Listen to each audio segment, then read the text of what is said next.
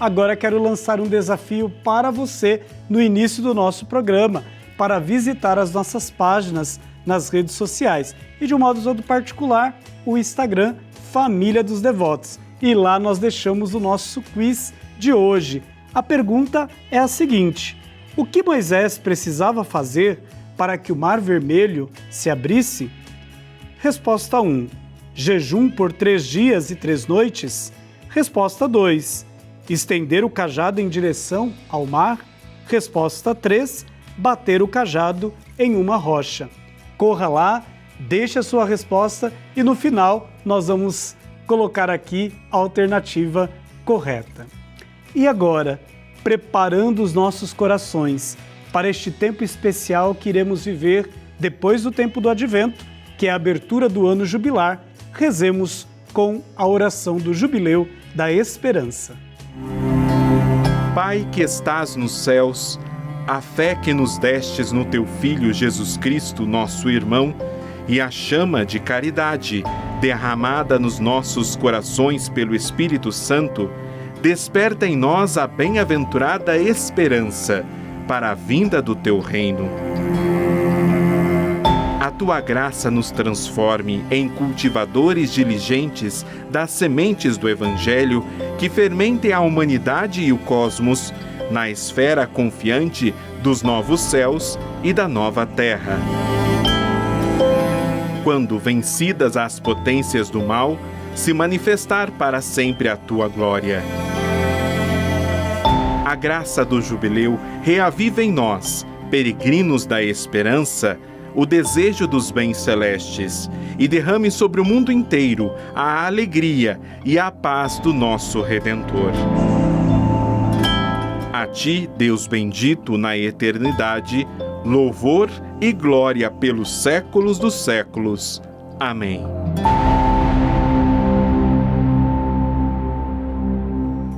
Estamos com os nossos corações preparados e neste mês de dezembro nós vamos falar um pouco mais deste Jubileu da Esperança e vamos falar deste momento especial que a Igreja é chamada a viver para celebrar os 2025 anos da encarnação de Jesus Cristo através de algumas imagens que temos aqui nas fachadas do santuário.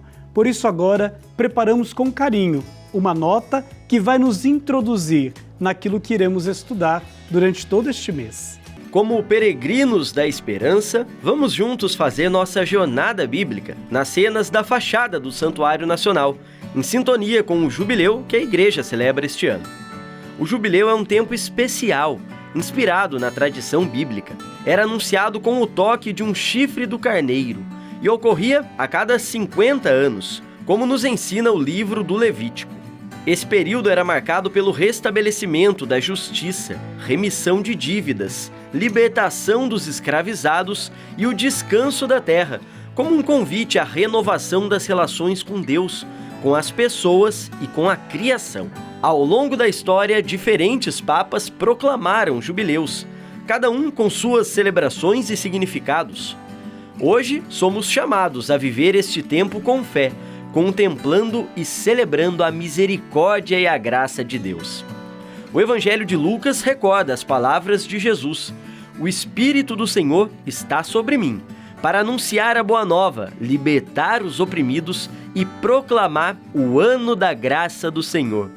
Um tempo de santidade que transforma a nossa vida e nos convida à conversão e à peregrinação. Conhecemos um pouco mais sobre aquilo que será o Jubileu da Esperança. O Papa Francisco que nos convidou a olhar para o Cristo, Verbo encarnado de Deus, a esperança que não nos engana, a esperança que não nos decepciona.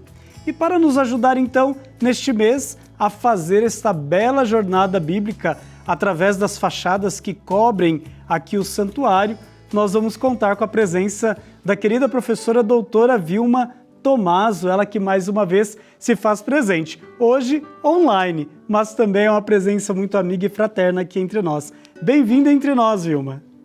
Muito obrigada, Padre Rodrigo, é uma alegria, viu, estar aqui para mim, uma alegria muito grande. e sabemos que iremos fazer uma bela jornada neste mês, porque a Vilma se dedica ao estudo das obras que cobrem as fachadas e também as paredes internas deste santuário, paredes que desejam revelar o mistério de Deus. É isto que as paredes de uma igreja devem trazer para todos nós que entramos nestes lugares, nesses locais sagrados, para nos encontrarmos com o mistério pascal que ali é celebrado e atualizado. Vilma, para a gente começar a nossa conversa, nós vamos falar um pouquinho do Mar Vermelho, que é muito caro para nós nas Sagradas Escrituras. E não há como falar de Mar Vermelho sem tocarmos no assunto da peregrinação, que está muito em unidade com aquilo que vamos viver a partir do dia 24 de dezembro, em que o Papa em Roma abrirá o Jubileu da Esperança, o ano especial, o ano jubilar. Por isso, para a gente começar a nossa conversa, o que nos mostra então a cena da travessia do Mar Vermelho e por que vemos nesta cena um povo caminhando, um povo em peregrinação? Então, nós somos os cristãos um povo em peregrinação, né?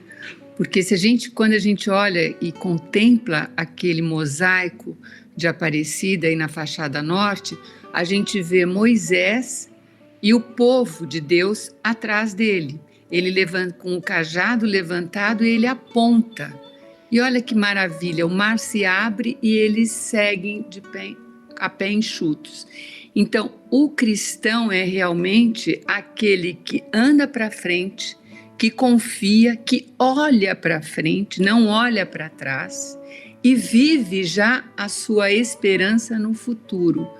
Então, esse mosaico me comove muito a cada vez que eu contemplo, cada vez que eu vou ao santuário, eu paro e fico olhando, falo, somos nós cristãos que estamos aí caminhando. Interessante, Vilma, você fala deste cristão que não fica parado, mas o cristão que se coloca a caminho, a exemplo do povo de Deus.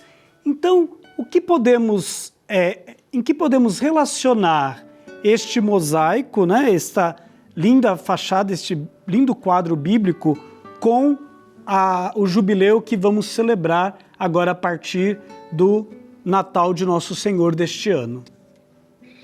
Então, o que eu vejo, né, e eu acho que a igreja vê também, é que ele aponta e ele é como se ele estivesse falando, olha, o que vocês estão vendo aqui fora, vocês vão viver lá dentro. Dentro que eu falo de santuário. Por quê? Porque ele aponta para a fachada, para a porta de entrada da fachada norte do nosso santuário, que justamente é a porta santa do santuário, que foi inaugurada em 2016, no ano da misericórdia, no ano extraordinário da misericórdia. Então, toda a igreja, toda a teologia, toda a palavra de Deus é uma unidade. A gente não consegue separar uma coisa da outra. Então, nós temos ali o Moisés apontando para que nós entremos por essa porta e nós vivamos lá dentro no santuário, quando a gente celebra a nossa liturgia, né? A vida do futuro, porque é isso que o cristão vive. A liturgia é uma passagem, né? Uma passagem para o reino de Deus. É para isso que eles caminham, é a nossa terra prometida. E é muito interessante, né, Vilma, quando você diz que Moisés, ele aponta para algo. Eu não sei se você consegue falar um pouquinho para nós o que ele aponta naquela porta santa que nós temos ali no santuário. É tão linda aquela porta, né? O senhor sabe que cada vez que eu vou ao santuário eu tiro fotos. Eu não sei, eu devo ter milhares, centenas de fotos dessa porta. Porque é justamente a anunciação. Olha a notícia da esperança, né? Porque é o cumprimento do projeto de Deus. É o começo quer dizer, toda a Escritura nos mostra que Deus segue com o seu povo, já seguia na tenda, né? A gente vê na caminhada para a Terra Santa.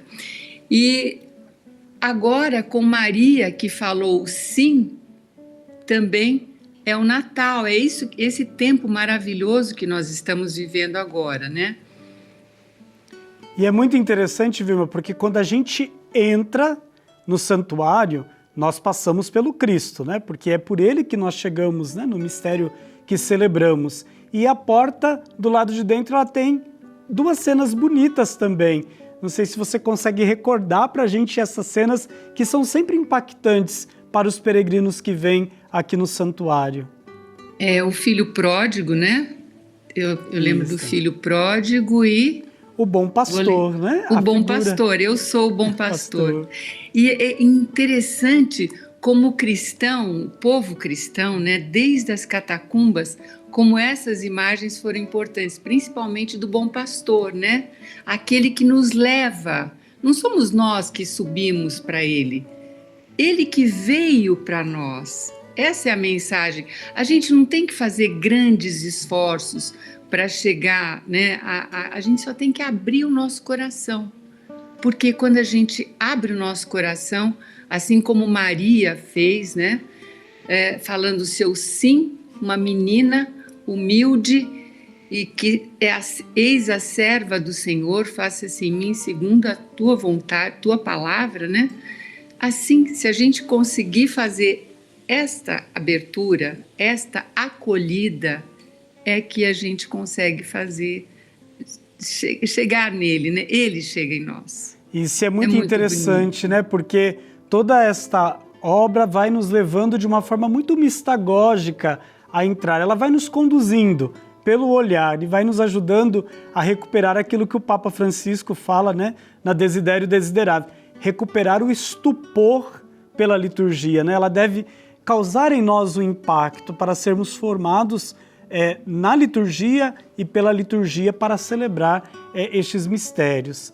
Vilma, essa cena, você como leiga, como uma pessoa que está envolvida na sua comunidade, o que esta cena, né, desta peregrinação que Moisés está fazendo com o povo de Deus nos ajuda a viver melhor a nossa fé de discípulos e missionários de Jesus Cristo? Interessante que quando eu li a bula do nosso Papa falando sobre esse advento, né, sobre o ano da misericórdia 2025, ano da misericórdia não, sobre o ano da esperança, né, que é 2025, eu pensei, na nossa caminhada aqui nessa vida, a gente passa por muitos percalços, muitas coisas ruins, muitos desenganos, muitos sofrimentos, mas qual é a grande motivação do cristão? É justamente isso que nós já falamos, é o olhar para frente, é o viver já o cumprimento, porque o cristão ele vive o futuro, né? Ele não vive olhando para trás, ele vive o futuro. Então, o Papa coloca na bula onde que ele escreve sobre o ano de 2025, o ano da esperança, ele fala exatamente isso, né? E nos remete exatamente a esse mosaico, na minha visão.